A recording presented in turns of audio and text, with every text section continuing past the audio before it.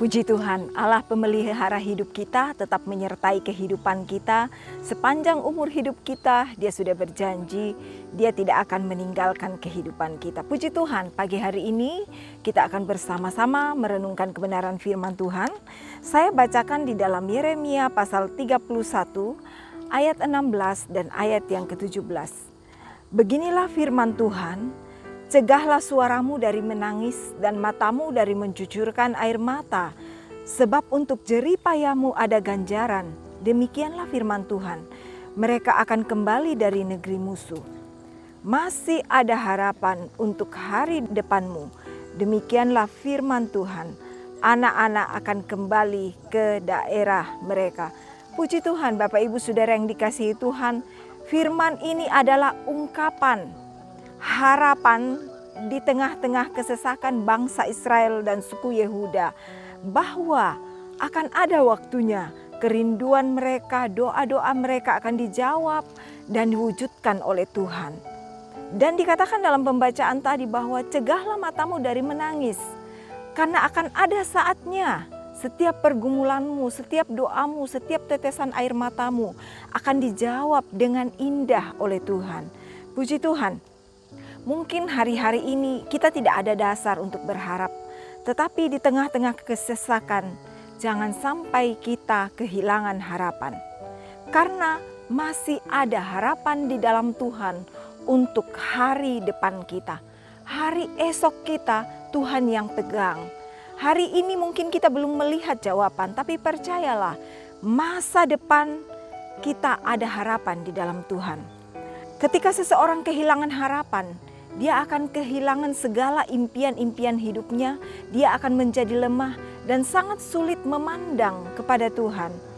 Kita akan lihat seorang dalam Yohanes pasal 5 ayat 1 dan ayat-ayat selanjutnya. Di sana dikisahkan bagaimana seseorang yang berada di tepi kolam Betesda.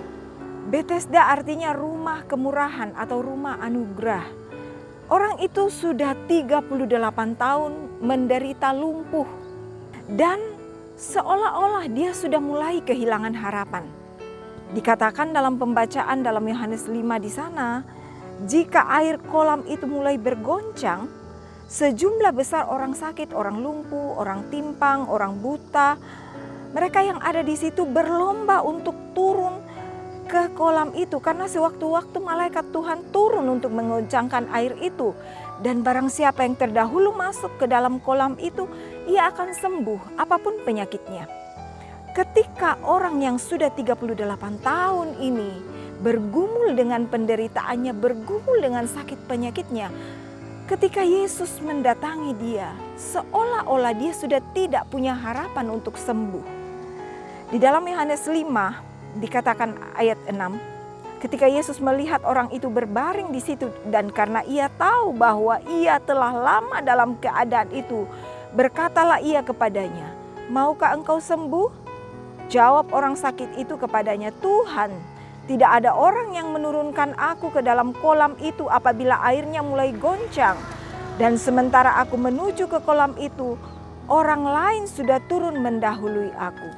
Bapak Ibu Saudara, ketika kita sudah dalam keadaan penderitaan terlalu lama seperti orang ini, 38 tahun bergumul, mungkin keadaan kita pun akan sama. Sudah kehilangan harapan. Masih ada enggak tuh jawaban untuk saya? Masih adakah harapan untuk saya? Masih adakah jawaban doa untuk saya? Saya sudah menanti sekian lama. Sepertinya tidak ada jawaban yang datang. Sama dengan orang lumpuh ini, 38 tahun dia bergumul, tapi dia tidak punya kemampuan, dia tidak punya daya. Dan Bapak Ibu Saudara, bahkan ketika Yesus datang menghampirinya dan bertanya, "Maukah engkau sembuh? Maukah engkau doamu dijawab?" Dia mulai berbicara seperti orang yang pesimis. Wah, tidak ada orang yang datang untuk membantu aku. Dia sudah kehilangan harapan memandang kepada Tuhan. Matanya hanya tertuju pada manusia yang bisa menolong dia. Tanpa dia menyadari bahwa yang di depannya sedang berdiri sumber pertolongan yang sejati, yaitu Tuhan Yesus Kristus. Hari ini pun Tuhan bertanya kepada kita, maukah engkau sembuh? Maukah engkau menerima jawaban atas pergumulanmu itu? Mungkin seperti Yesus sedang berdiri di hadapan kita dan berkata, lihatlah aku adalah sumber pertolonganmu yang sejati. Kadang kita berdalih dengan berbagai banyak hal, tidak mungkin, ini sudah terlalu lama, ini mustahil, ini terlalu sulit. Tapi tahukah kita bahwa Allah kita adalah Allah yang maha kuasa? Tidak ada yang mustahil bagi Dia. Jika Dia berkehendak, semuanya bisa jadi.